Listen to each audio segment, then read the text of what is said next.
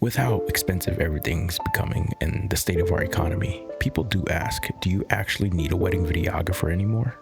Shockingly enough, our answer is no, you don't. First things first, we need a little bit of apple juice. Great apple juice. To expand upon that, you also don't need an extravagant venue. You also don't need a lavish photographer. And you also don't need to invite your third cousins to your wedding. But that just boils down to what you prioritize. The average American wedding is $33,000. You heard that right. The average individual in America makes around $55,000. A lot of people are spending a little bit over a quarter of their yearly salary on the wedding. That's divided between the bride and the groom. You also have to understand, in America, you can get your wedding done for as little as $75. You go to the courthouse, you sign some legal papers, get some postage, voila, you're married for around $75. But like I said, it's gonna boil down to what you really prioritize as a couple. Some people prioritize their family and friends, so they invite 300 guests. Some people prioritize memories, so they get photography and videography.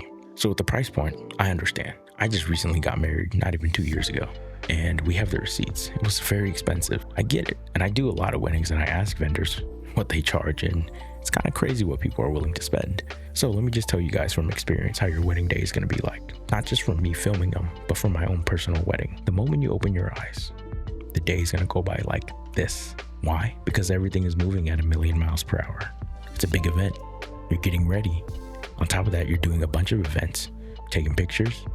I mean, I'm just being real. Before you know it, that day was a blur, and there goes your $30,000.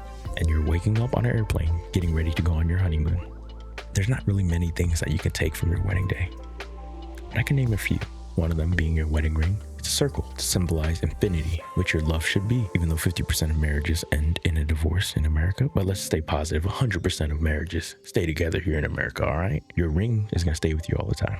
The food that you ate, you only get to taste it once. Your flowers, another big expense. They will eventually die. Your wedding dress, you're probably never gonna wear it again. Tux for the grooms, gonna be sheltered away in the back of your closet, never to be touched again. That's probably the last time you'll see it. Ooh, one more sip.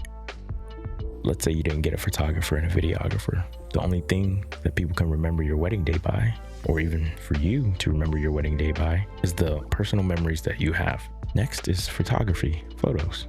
Staple. It's always going to be in every wedding, and I will always recommend it. Photos will speak 1,000 more words than any of the stories from your wedding day. Take one more sip. Like I said before, photos speak 1,000 more words than a story ever will, but a video will speak 1,000,000. The closest thing that we have to a time machine is a video. While photos only get one of the senses, video will get two. You get an audio and visual time capsule of how your day was like. Pictures only get a snapshot, a frame. A video will capture that entire moment. It's captured forever. Actually, I wrote something.